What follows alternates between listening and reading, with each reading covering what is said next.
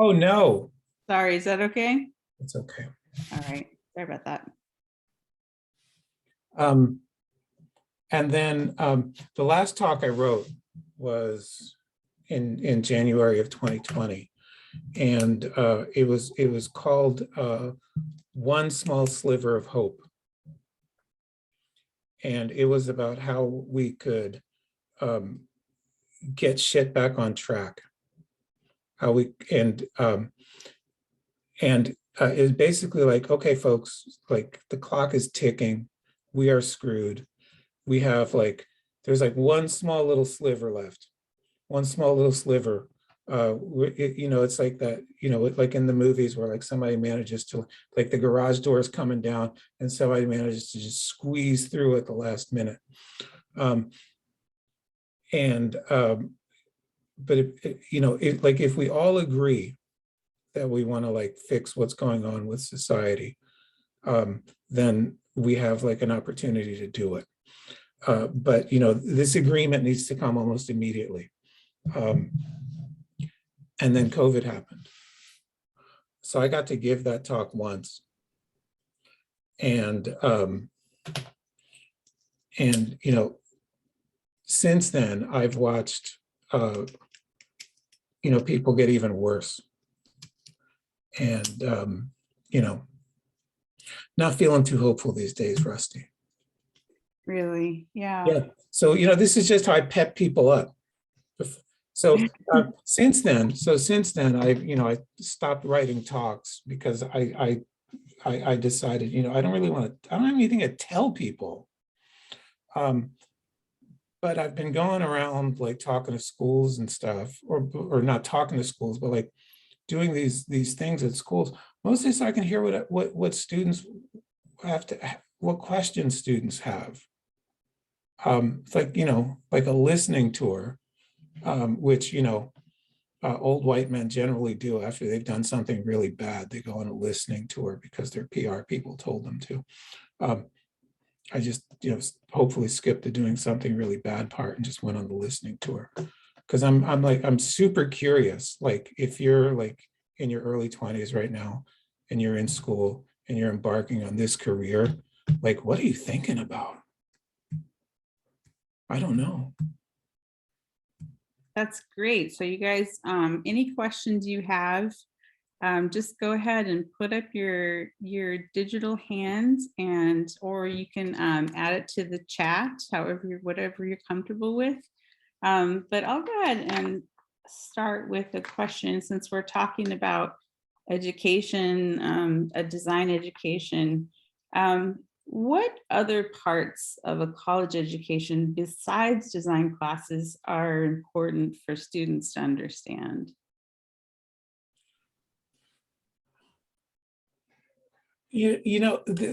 God, college education. I'm so torn. I'm already torn. Because first off, college should be free, period. I think, I grew up in Philadelphia. I went to Temple University, which is a state school. And it's supposedly the bad school in Philadelphia because, all the money kids go to Penn. But I went to Temple and got an amazing education there, I think. And when I graduated, I remember this day very clearly. I got when I finally got the letter in the mail that was like, here's your student loans, here's what you owe, here's the final tally, buddy. And I opened that letter up, and you're all gonna laugh at this, but the final amount was $7,000. Wow. Give or take, but it was around $7,000, and I was overwhelmed because I thought, how in the hell am I ever going to pay an amount like that back? Wow. Comparatively, it's nothing. They don't have their cameras on right now, or otherwise I would see them all like flipping me off, like, fuck you, 7,000, fuck you. Because the amount, the amount of debt that we force students to go into to get a college education is criminal. Yeah. So those are my initial thoughts about college. That said, to me, college has always been about people, about meeting people, interacting with people, learning how to be. Like, it's really like it's for most folks, including me, it's their first time out of your parents' house. It's the first time where you have to actually like solve your own problems. And you still have like pretty big guardrails, even when you're solving problems. But it's a great place to screw things up. It's a great place to like try shit. It's a great, like, I don't know if, Rusty, are folks actually going into school these days? Going into school? What do you mean? Like, are they physically? It's a mix. Some teachers have chosen not to come back to the classroom. I definitely am in the classroom. So I don't know. What do you guys think? It's about half and half, it seems like. See, to me, one of the important things about school was just, realize, and I even realized this at the time, I'm never going to have access to facilities like this again. Mm-hmm. And just using every square inch of it possibly.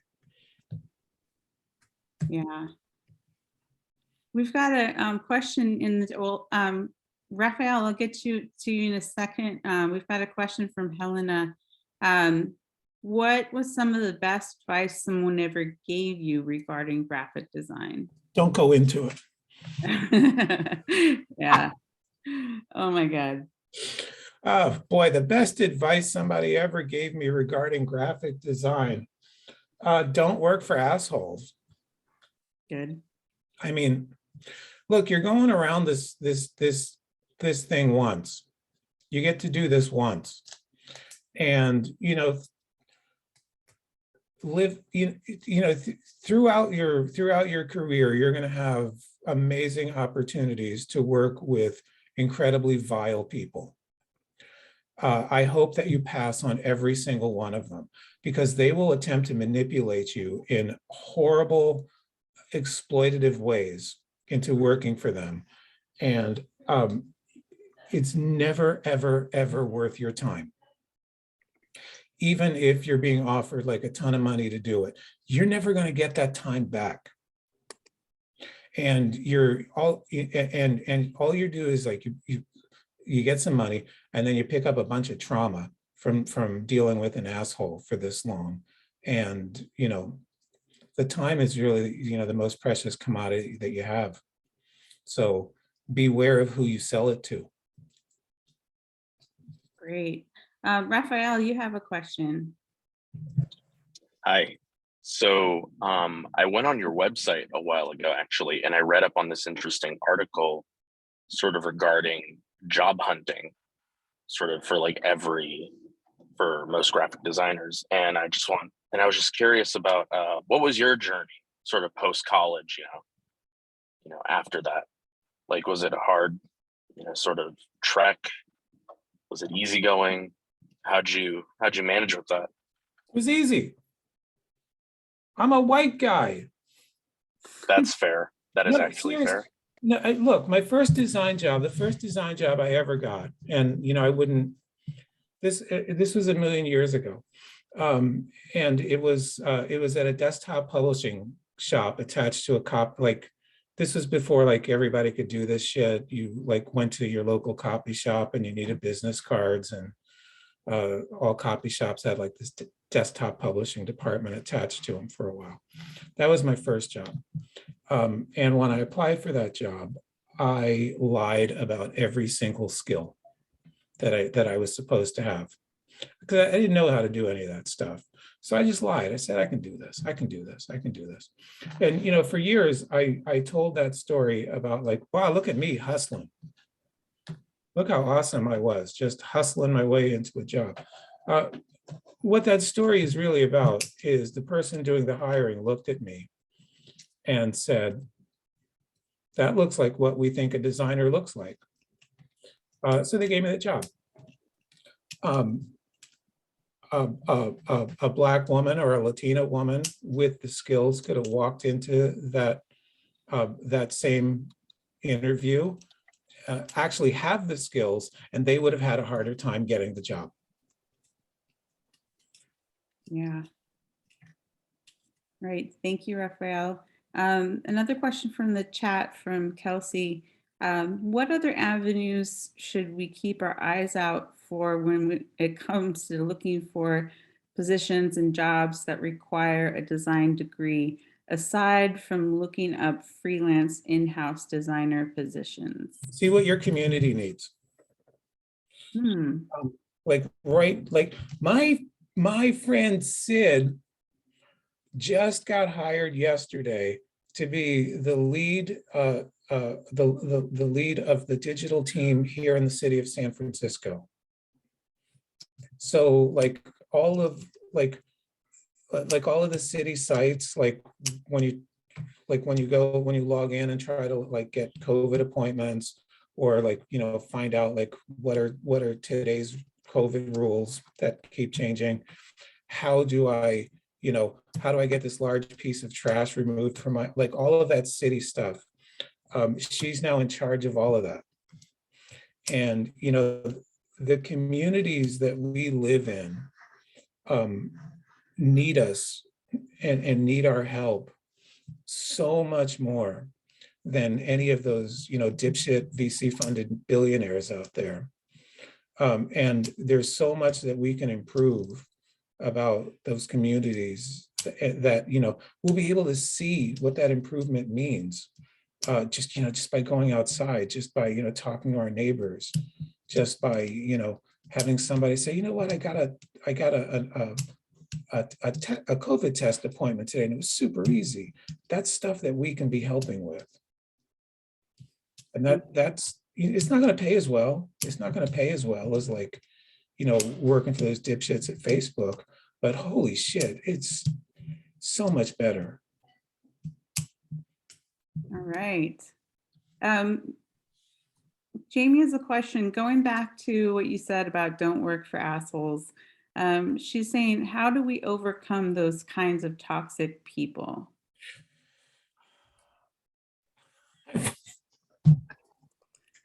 I want to say with the guillotine, walk away, honestly, just walk away, because you're going to meet a lot of them. And, you know, you're going to be sitting at a job interview and you're going to realize that you're talking to a toxic human being. Stop giving them your time. Like the minute you realize that, interview's over, walk away, go do something better, move on to the next interview. But you're not going to change their mind about who they are. And they do not deserve your time or attention. But, you know, the minute that you realize somebody's toxic, they're already doing damage to you. Just get away from them. Gotcha. Good advice. Amber is the question. Do you feel it is more important to build a portfolio that showcases a wide variety of styles and techniques, or to make sure that your portfolio is uniform and niche? Good question. Is that Amber who I see over there with her camera on? Hello, Yeah. Amber. How are you? Thank you, Amber. Can you hear me okay? I'm trying to give a thoughtful answer to this. Okay, thank you. And, you know, the former, be all over the place. Seriously, be all over the place. And, you know, just try stuff. You have, you know, as I get older, the only thing that I've learned is how dumb I am and how much you still have to learn. And, you know, this thing that we call wisdom is actually just, you know, being okay with that, being excited about all the stuff that you still don't know. And when we, you know, when we make these decisions about like, okay, I'm this kind of person, and we make them too early in life, we miss out on so much. There's so much learning that you miss out. Be curious. If there's a style that you're like, I wonder if I can do that, try it. Try it. Don't be the person who's like, this, I only do this type of thing, because that's not just limiting as far as like job prospects, it's limiting in terms of what kind of life you can have, and just be excited about everything. Did that help, Amber? It did. Thank you so much. Okay. All right. Charles Lyles III has a question. Besides not working for assholes, you put that with a capital A, what other moves do you suggest new graphic designers stop doing? That's a big old question right there.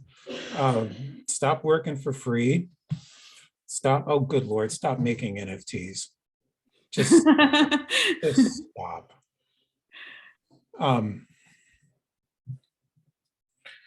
What other moves do I suggest new graphic designers stop doing?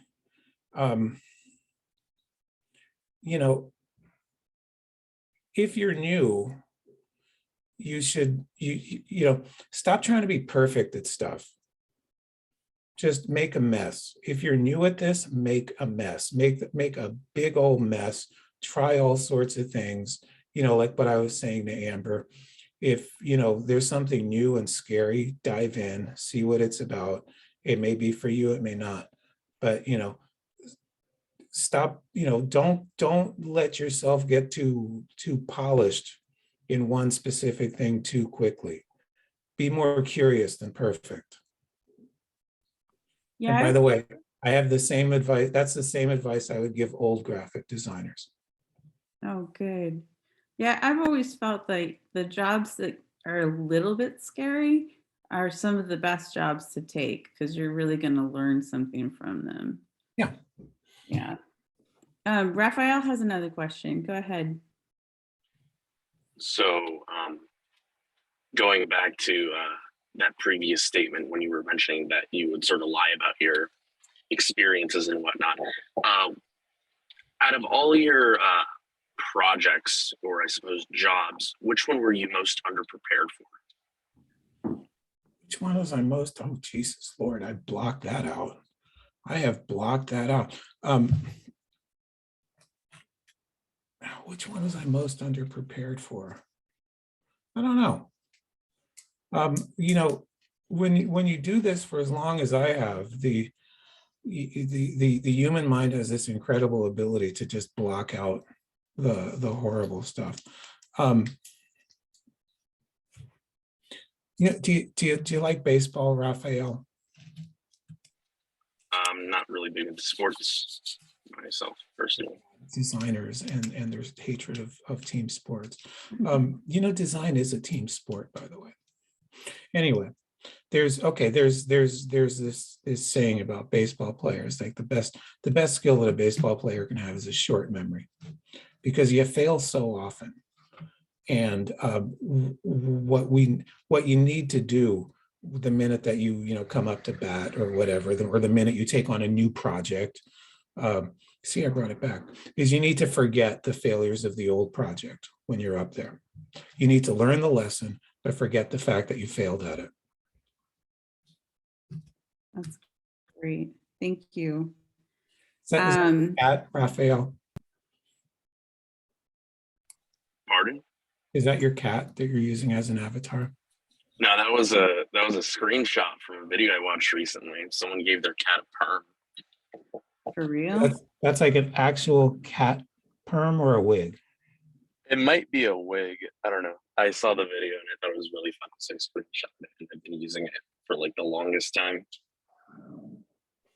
Great. So we have a question from Genesis Chinchilla Zetino, and I know Genesis, and she actually has more names than that. There's like 4 or 5 names in her name, which Hello, is Genesis. really impressive. Yeah. She says, I recently read your book, Design is a Job, very recommended by Professor Rusty. Yep.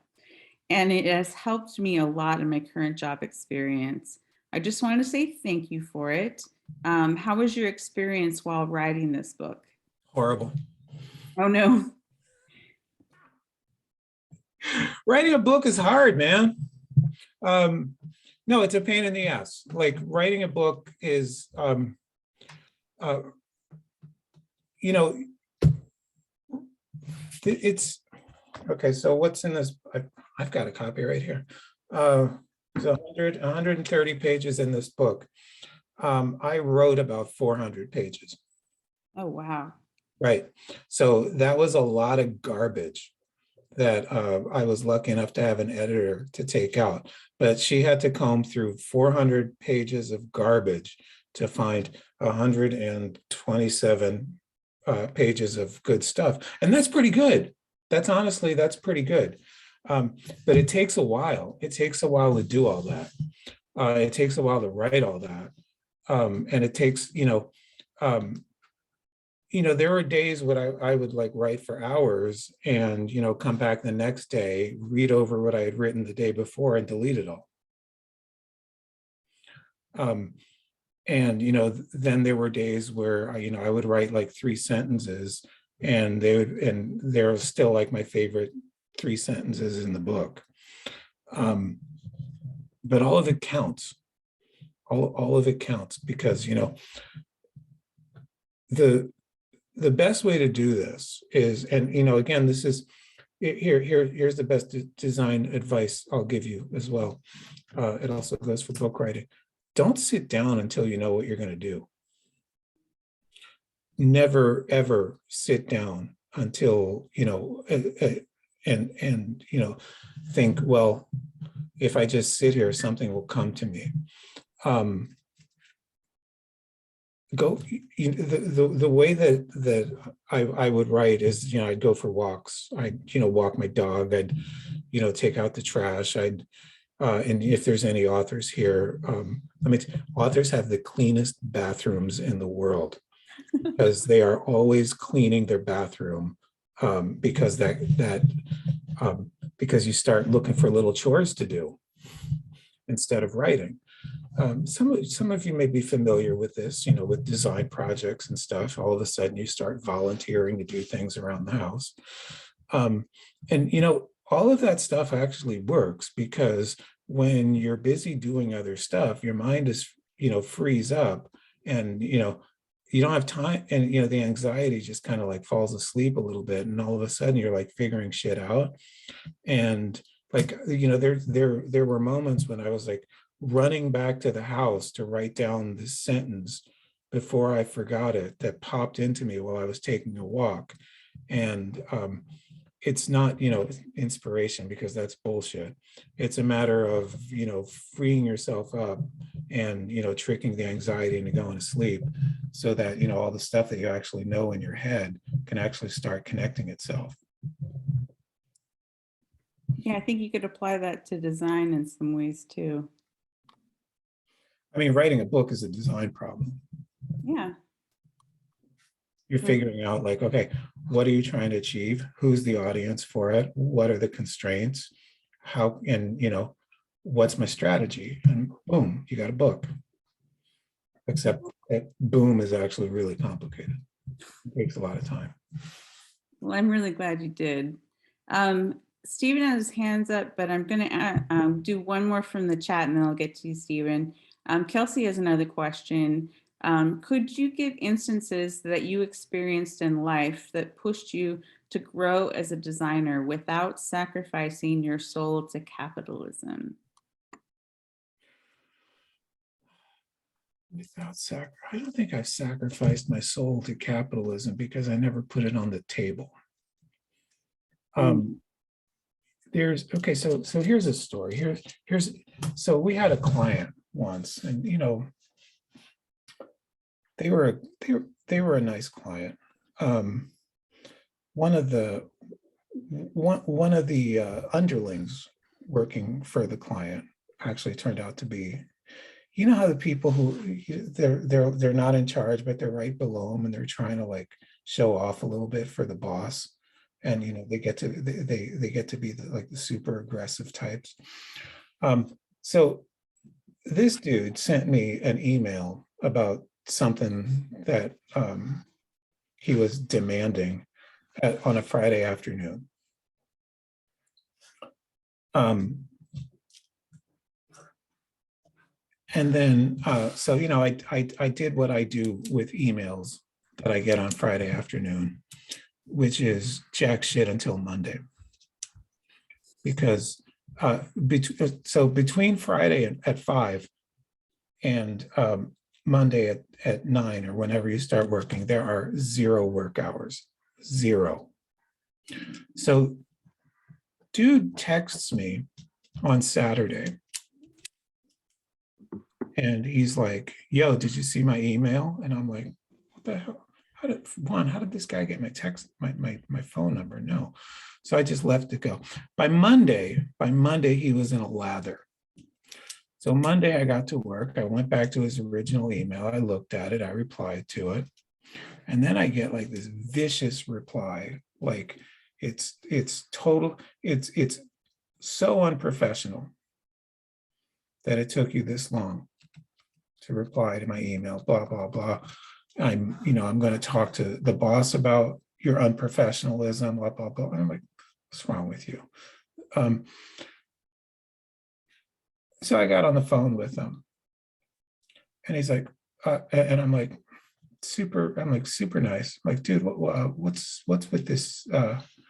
What's with this email here? And he just starts barking up a storm and saying, I bought your time. I bought your time. And I said, my dude, you did not buy time that I was not selling. And I sold no time between Friday afternoon and Monday morning to you. So back up. And that was the end of that. You have your work time and you have your non-work time. Do not do work during your non-work time because then it turns into work time. And just because somebody needs your attention does not mean that they can get it. And you have to protect that fiercely. You know, everyone is free to email you whenever they want about something. That's not a behavior that you can change, but the behavior that you have control of is when you see it and when you react to it. So what I would counsel all of you to do is just when you are done working, you are done working. You don't do the alerts on your watches and phones bullshit for email, and go off and live your lives. It's bad enough that we're surrounded by all of this capitalism, but you can kind of put some guardrails on when it affects you and when it doesn't. That's really good advice. I wish I'd heard that when I was a freelancer because I wasn't so good at that. It's especially important. Yeah. If you're a freelancer. And you know what? It's especially important right now because, I get home at night and I'm walking down the street and I see, all of these people like in their apartments and they're still glued to their monitors. And, I see them working away and it's like 7 p.m. And this whole idea of like leaving work because everybody's been at home. People have lost their minds. And employers have lost their minds about this shit. As far as your boss is concerned, if you are working from home, you are always working. Mm-hmm. And they will always try to get you to work. After all, it's right there. Just come on, just do this little thing for me. It's right there. We cannot, so this is the scorpion and the frog scenario, right? Bosses will do this because this is how a scorpion behaves. You can't ask a scorpion to behave differently than a scorpion. What you can do, though, is you can control how you deal with it. So if, whenever you decide work is over, be it 5, be it 6, walk away, turn off your phone. You do not exist as far as capitalism is concerned. You live in California, get high as hell and watch SpongeBob all night, goddammit. Good advice, yeah. Okay, Stephen, go ahead. So, Mike, what project are you most proud of and why? Always the one I'm working on now. Hmm. Oh, that's such a cheesy answer, Mike, but it's true. I am, I'm always most excited about the thing that's on my plate right now. Once I'm done a project, it's over. It's over. Like, it's not completely true. I check in, I see how it's going, all of that stuff. But solved problems are really uninteresting to me. But the mess that's in front of me that I'm still trying to untangle, that's super fun. That's great. Raphael, we'll get to you in a second. I'm going to grab one more from the chat here. Yeah, sure. I like Raphael. Raphael's like, I'm going to use up this guy's time and ask all my questions. I like I that. know, taking advantage. I want other people to be fighting with Raphael here to get some time in. Well, we're having it on the chat here. Helena has another question similar to what you just answered, but what was one of your favorite designs to work on? Can you think of anything specific? My favorite designs to work on. Not really, because again, it's like once they're done, I kind of forget about them. And I move on to the next thing. Yeah. Every once in a while, like yesterday, for example. So yesterday was the 15th anniversary of a site that we did, I guess 15 years ago. And the person who we did the site for was online, like talking about, how excited he was about the 15th anniversary of this, and, what a breakthrough it was, and, how much he enjoyed working with us and how much he enjoyed launching this thing. And I was just like, that was 15 years ago. Well, that was a fun project. I remember working with him. He was cool. But, if you do this right, the people who you do it for, the people who you do it with, however you want to phrase it, they're the ones who remember this stuff. They're the ones who like hit you up later, like, hey, remember like 10 years ago, we did this thing together? And you're like, oh yeah, I guess we did. That was fun. That's great. Thanks, Raphael. Let's see, Genesis has another question here. Was there something, going back to the book, she asked you about the book earlier. Was there something in the book that was not published that you would like to add here? Oh boy, do I have good news about this. When I published this book 10 years ago, there was a section on unions. The editor took it out. Wow. You know what? I'm announcing this because nobody's heard this yet. I'm working on the second edition of this book right now.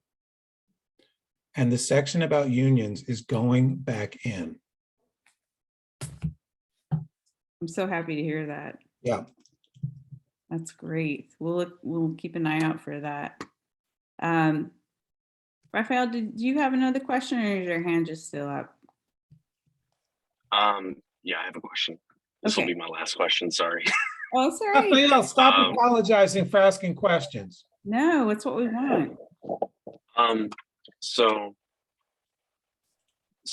as working individuals, we can all relate to the fact that at some point we face burnout or just generally lack of motivation. And I just wanted to hear from you, what's your sort of method on sort of coping with burnout, or where do you draw sort of your drive and inspiration from? Well, that's a fantastic question, Raphael. And the best way to handle it is just to not go there. Like, don't let yourself get burned out. And, everybody there's an ebb and flow to everything. Like there's times when, this is why, people take vacations and stuff like that. Because you actually, you need to recharge once in a bit. But the best thing to do is just to never get to the point. This thing that we call burnout is actually, I don't like that word, because it's actually like, I'm tired of being exploited, is what it actually is. And the way to, and the best way to handle it is just to never go there, to make sure that you're always taking care of yourself and always taking care of your time and always saying, okay, I'm doing this within these hours, and make sure to maintain those walls. And everything is always going to be an emergency for somebody. Don't adopt it. We had a list of, we have a list of rules here at work. And the number one rule that we've had for like 20 years at this point is don't adopt client freakouts. A client will always be freaked out about something that's wrong. For you, that's just Tuesday, because your job is to fix things that's wrong. So here, let me metaphor the hell out of this. It's Sunday morning. You decide you're going to treat yourself to a bagel. So you go to the bakery, you pick up a bunch of bagels, you go home, and you're slicing one open. And because your knife's not as sharp as it needs to be, you accidentally end up slicing off your thumb. That's not good.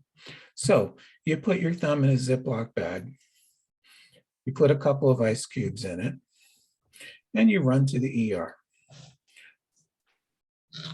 You are freaked out because you have cut off your thumb.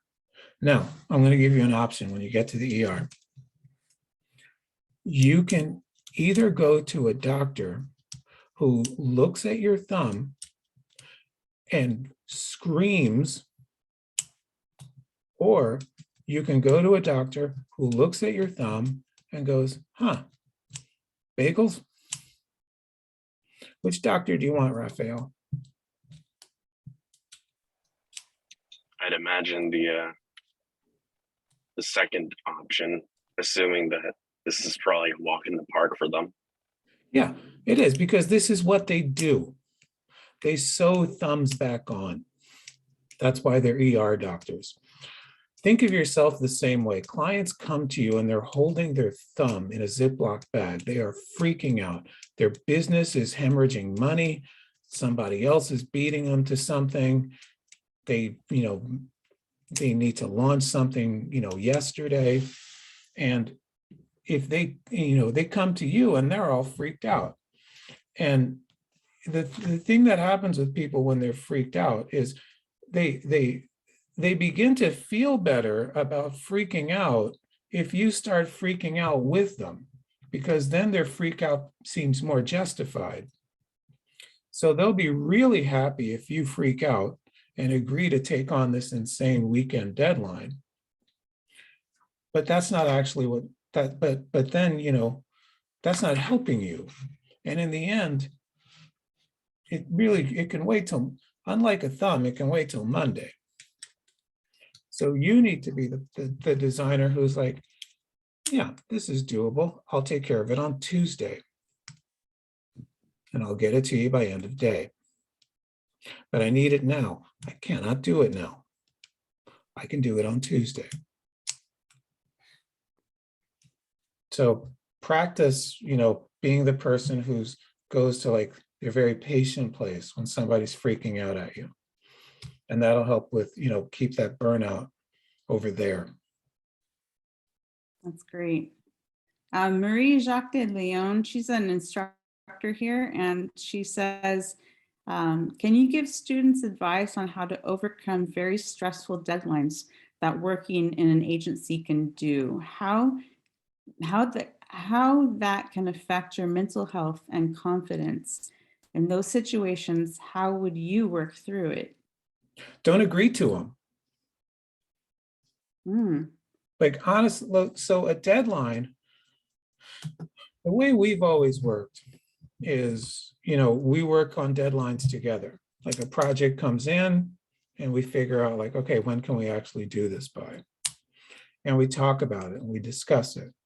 And, and I know that, certain folks here, like to overpromise, and I know certain folks here like to pad a little too much. But so, we have conversations about it, and in the end, everybody agrees. Okay, we are all agreeing that we can do this by next Friday, great. So, there's a verbal confirmation on something that we all came to together. If somebody's just walking up to you and handing you a deadline, that is violence. That is a form of violence. You do not get to hand people deadlines. You work through deadlines and you agree to them together. So if somebody tries to hand you a deadline that's unreasonable to you, you are going to be freaking out the minute that you take that on. You are not going to do good work if you are freaking out about a deadline. So don't accept it. Have a conversation about it. And maybe what you can change one of two things. You can change the actual deadline, or you can change what you can deliver by that date. So you can say to somebody, okay, I can't do this by Friday. I could do maybe these parts of it by Friday, or I can deliver everything that you're asking for by next Wednesday, for example, and then have a conversation about it. We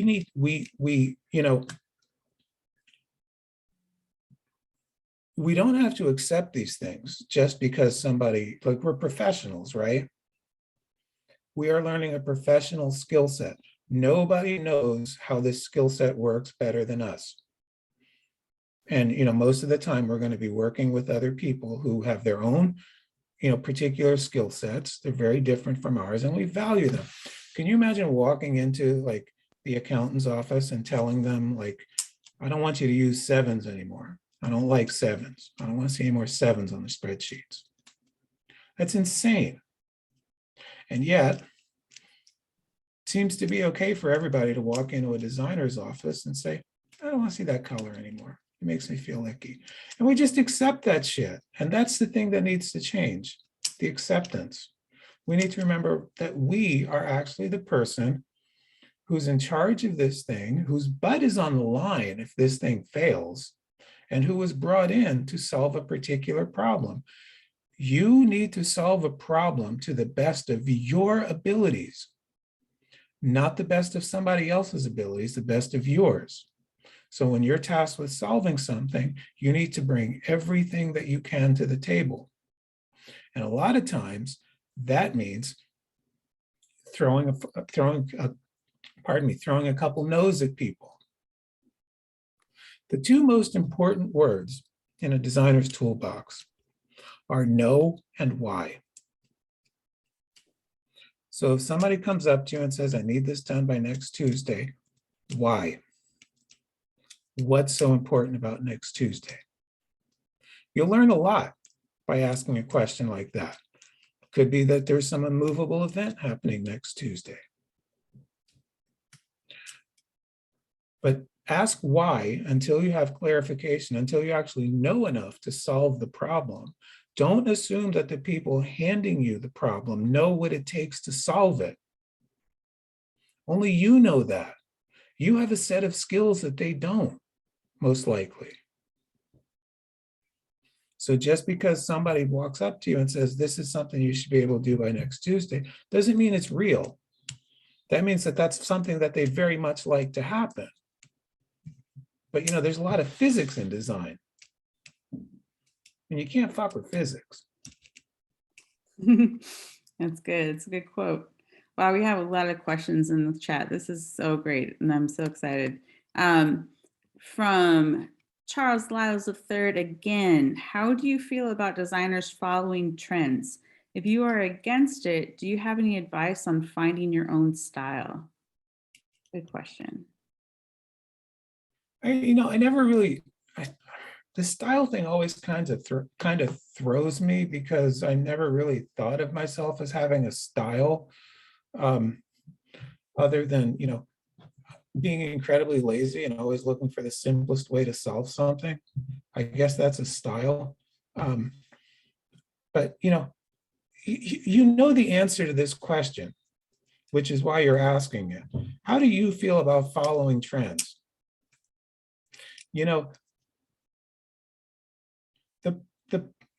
if you're not in front of the pack, your view is somebody else's ass. So if you want to keep following trends, you're looking at somebody else's ass. All right. Okay, this question is from Graphic Design Club, which I'm assuming is Brooke. Hi, Brooke. There's a graphic design club. We have a graphic design club. They do all Nice. sorts of things. Yeah. They even have a book club too. So we'll have to assign your book. I think that would be a great idea. So she says, who are some artists you have your eyes on? We talking about artists now? Well, you can talk about the difference between artists and designers if you like. One is a tool of capitalism. The other is design. I'm kidding. They're both tools of capitalism. Look, I actually happen to do both things because I do design and I've got an art studio where I paint and shit. The difference to me is that when I'm selling my time as a designer, I'm helping to solve someone's problems. I'm helping to figure out like how to connect an audience with something, how to get somebody something they need. And, you know, my solution is going to be dictated by, you know, doing a bunch of research, listening to people, you know, figuring out like, okay, how does this audience actually connect with this thing? What language do they speak? I mean, to me, it's like a science. When I go into my art studio, I don't give a shit what anybody else has to say about what I'm doing. That's just my time where I'm doing my thing. To me, those are totally opposite. Design schools and art schools should have absolutely nothing to do with one another. I think that's part of the problem with how we're bringing designers into the world. Right. Okay, we've got, let's see what's next. Oh, Amber again. I absolutely love your confidence and attitude. Any advice on how to stay confident in your work and not let clients walk all over you? The confidence, is that Amber again with the video on there? Yep. Hi, Amber. How come Amber's the only, or there's a couple of This them. happens all the time. In the beginning, when we started teaching, students had their video on, maybe half of them. And then I don't know if it's peer pressure or what it is, but now nobody turns on their video. Yeah, they're so tired of this. Yeah. Everybody's so tired of this. And, you know, most of them are just vaping away like crazy. I think most of them are actually in bed, is what I think. I totally forgot the question. Was I love your confidence and attitude. Any advice on how to stay confident? Well, one, you got to get confident. This is not natural. You know, when I started off as, you know, a baby designer, I was nervous as hell. I was terrified that somebody was going to figure out, like, I didn't know what I was doing. I was just, you know, so excited to just be invited to the party. And, you know, people walked all over me. And it took time to, you know, develop like this kind of callus. And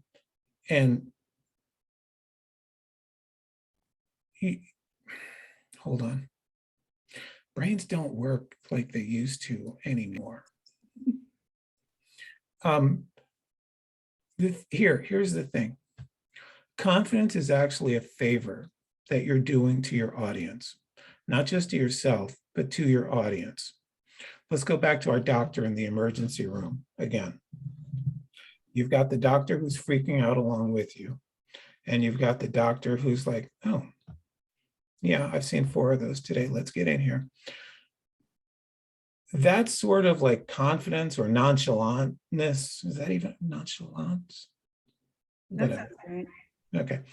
That's actually a favor that they're doing to you. They're making you feel relaxed. They're making you feel like you're in good hands. with that type of attitude. And the people who hire you, they have a problem. Something's broken or something doesn't exist yet, or et cetera, et cetera. But they're hiring you because they need you. They need you to solve that problem. They need the expertise. They need the skill set that you have. They've also, a lot of people who hire designers have never hired a designer before in their life. And you know what terrifies people? Feeling stupid. So they pretend to know like everything. You'll have like, you'll get hired by people who they're like, here's how I want you to solve this, yada, yada, yada, yada, very complete list. They just made that up because they didn't want to look stupid. Yeah. So, the confidence coming from you is actually the thing that relaxes them and lets them know, you know what, you don't need to think about this anymore. You hired me to solve it. I'm gonna have some questions for you every once in a while, but I got this. But when it comes back, the problem that you handed me is going to come back solved. And I will tell you that it's solved. I won't ask you if I solved it. I will tell you that it's solved, and you don't have to worry about it. Yeah, and it also justifies how much money you're charging. Yeah. Yeah.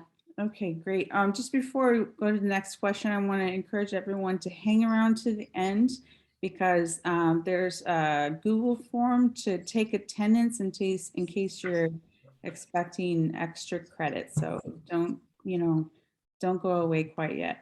I thought you were going to say there was pie at the end, like punch and pie. Virtual pie. I'm going to throw a pie at the screen is what I'm going to do. Beautiful. Yeah. Beautiful. Raphael, go ahead. I just wanted to say, going back to that one statement where you made the dictation between art and design, I've been sort of living with that motto for as long as I applied to Fresno State, actually. I think a teacher of mine actually said that more or less word per word. I just wanted to know, from your experience, when did you make that differentiation? When did sort of the concept of design become separate from art for you? I think it was very early on because of the way that I came to it. Because I went to school. I went to school for fine arts. So that was my thing. That was my thing that I did for me. And then, having made the brilliant choice of getting an art degree, I then needed to figure out what to do to actually pay rent. And that's when I got interested in design. But for me, design was always, this is how I pay my bills. And I love it. I love doing it. I enjoy it a lot. But for me, it was always, this is how I pay my bills. I do this. Don't, I get on Instagram and I see people posting, little very curvy type things that say, graphic design is my passion. That's such bullshit. Don't put your passion into something that you sell to other people for money. You keep that shit at home. Graphic design is your profession. Enjoy the hell out of it. Love doing it. But at the end of the day, this is something that you're doing to pay rent. If I can add, I think for me, at least, the passion comes from when a project is complete and, just seeing the final result of it, seeing all that hard work paying off in the end. I don't know, that's just me though. It's also when you get to bill people, which is pretty great. That too. No, 100%, yeah. Now, what percentage of the work are you billing people at the end, Raphael? I haven't really thought that one through, to be quite honest. I'm not considering doing like freelance per se, but more so just getting into a firm. Okay. All right, that kind of goes into our next question. Outside of design work, how do you distress? De-stress. De-stress. I thought you said distress. Distress. I just said I read distress. the news, it's very distressing. How do I de-stress? Well, right now it's watching basketball. That's a good one. Yeah, it's fun. Are you watching the playoffs? Anything about watching the playoffs? It's so much fun. My dad keeps me up to date. That's about There you it. go. You know, keep something for yourself. Seriously, hold, you know, this goes back to the whole graphic design is my passion bullshit thing.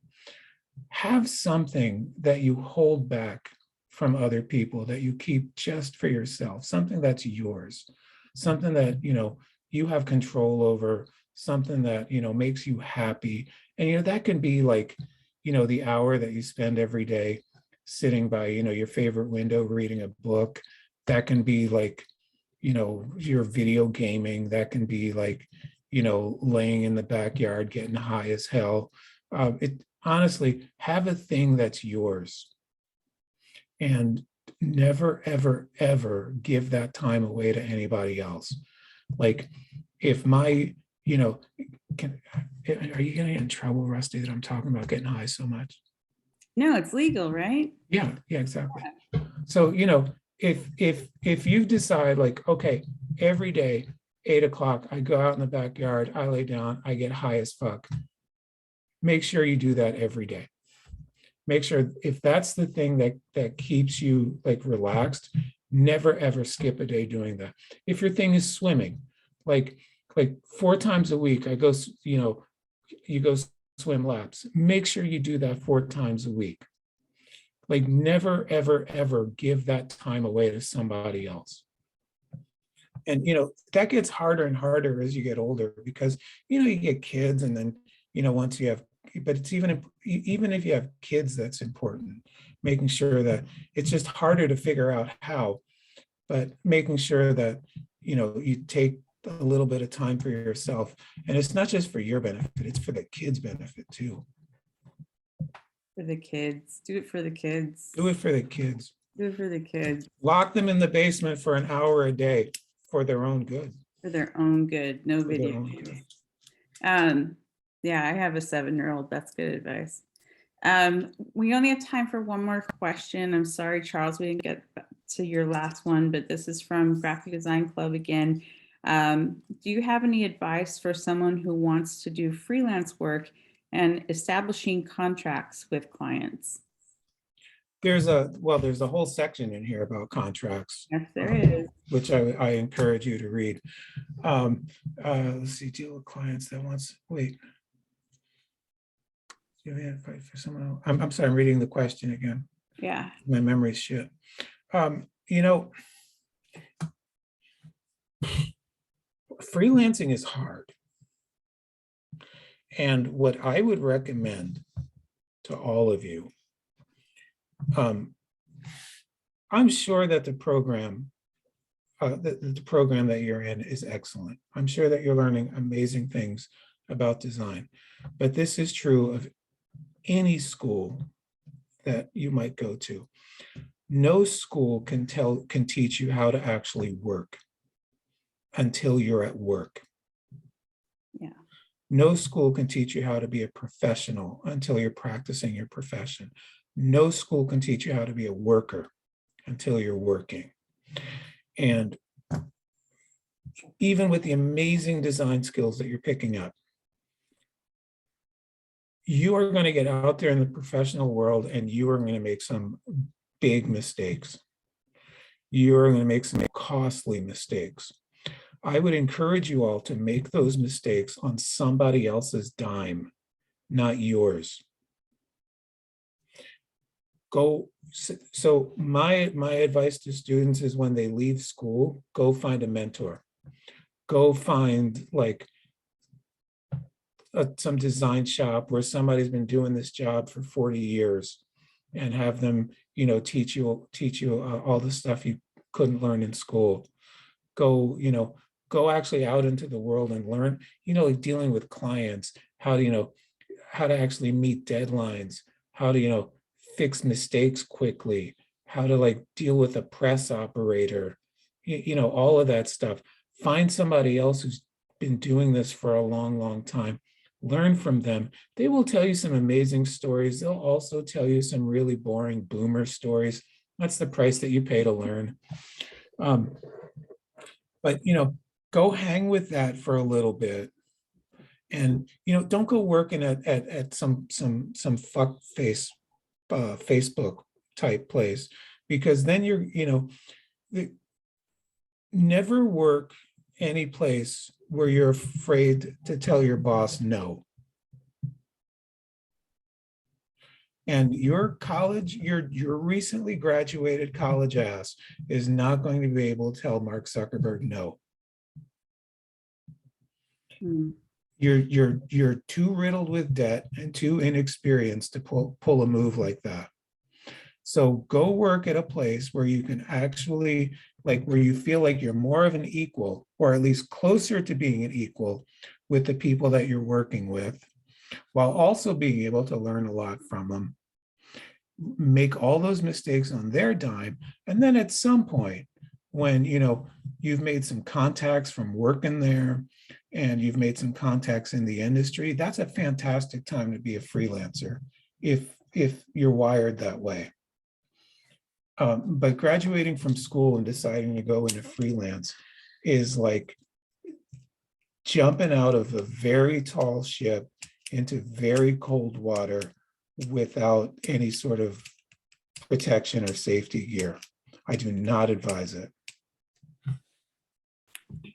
I ditto that completely. I usually tell my students the same thing. I had a great mentor. She was old school typesetter on Wall Street for years. I just learned everything about type and bookmaking and collateral. And so I was very fortunate that way. Yeah, and you learn how to deal with clients. Yeah. Which is something you cannot learn in school.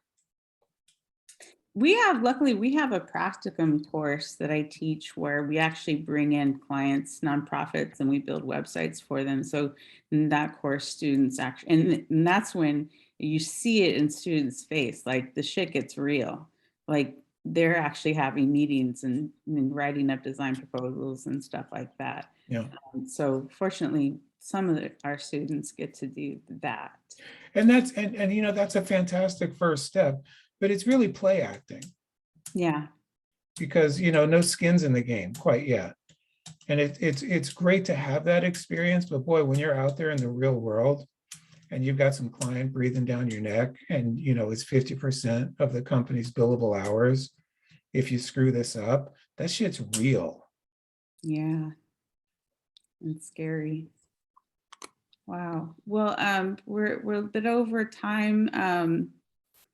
Thank you so much, Mike, for making the time. I know you're a busy person, but I know these kind of events are invaluable. I wish we had more of them. I know a lot of instructors bring people into their class too, so that's encouraging. But hopefully we can have you back again, Sure. Well, ask and find out. Give it a year or two when we have a new crop of students, and that would be fantastic. Once you've put this crop through the wood chipper. Right, the wood chipper. Let's try a new batch. Which is called the portfolio show. That's right. Yeah. By the way, I've never hired anybody because of their portfolio. No kidding. Nope.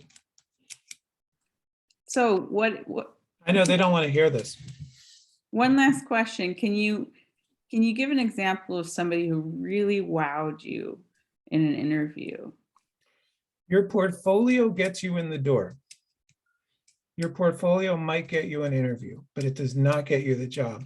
The conversation that we have once you're in there, that's the thing that's going to get you the job or not. It's how I care more about how well you can write an email than how good your portfolio looks, quite honestly. Because your first couple of years out there, you're going to be writing more emails than you are putting actual work in front of people. Mm-hmm. So yeah, I mean, I look at portfolios and I'm like, huh, this is pretty good student work, or, this is interesting student work, but it's student work. And, that's exactly what I expect it to be. And, some of the stuff might be impressive enough that I'm like, all right, let's talk to this person. And then I want to have a conversation with you. And I'll ask you questions during that conversation. And the way that conversation goes, and I'm looking to see how curious you are, quite honestly. I'm not looking for expertise at that point because you don't have any. You just graduated from school. I'm looking to see how much you still want to learn and how open you are to that. So, I would expect a little bit of confidence, a little bit, but I also know that it's going to be a little bit of shaky. Applying for your first job is hard. It's nerve-wracking. What I'm looking for is, when I mention something that you might not have never heard of, do you light up excited that there's something new to learn? Or do you suddenly get even more nervous because you just discover that you don't know something? That's what I'm looking for when I'm, interviewing people who just got out of school. Is there curiosity there? That's awesome. Thank you. But yeah, have good portfolios. Yeah, have good portfolios. I just undid the whole semester there, didn't I? Yeah, they're working so hard on the portfolios right now. Well, we wish you could come to the portfolio show if you want to travel to Fresno. I am not crossing any bridges right now. Okay, you got it. All right. Well, thank you so much, guys. Stick around I'm going to throw up a QR code here in a second for attendance, and let's have some like virtual hands clapping up here for Mike to thank him for giving his time. This has been so great. What a wonderful group. Thank you so much for your time. Thank you. All right. See you next time then. Make full use of being in school. Use every inch of those facilities because you're never going to see facilities like that again. Yeah. Yeah. The space. There's a library, right? We got a nice library. Yeah. Every college has a really great library. I wish I'd spent more time in mine. Yeah, ours is, new about 10 years ago or so. It's great. That's the shit that you miss once you graduate. It's a great place to take a nap too. Well, that too. You miss the library and you miss the wood shop. The wood shop. We have a glass blowing shop in our building. Who's used it? That's it? Just me? Go blow some glass. When else are you going to get that opportunity? It might suck, but then you'll know that it sucks to blow glass. Yeah, I passed out in front of the oven once. It was so hot. It's really hot. Really hot. It's scary too. But it's there. All right. Safety third, kids. All right. Thank you, Mike. Rusty, thank you so much for having me here. Oh, I'm so glad you responded. Made my day. All right. Bye. Bye-bye. Okay, so let's see. You can all see my screen, right? Let me find that. You can all see my files now too. Okay, here you go. Here's a QR code for a Google form that you can fill out. I'll also paste the link in the chat if you want to do it on your computer. There it is. Oh wait, I think I just sent it to Susan and nobody else. Let me find, where does it say everyone? Do that one more time. There you go. The link is in the chat. So I'll be sending the results to this out to all of your professors. Close that.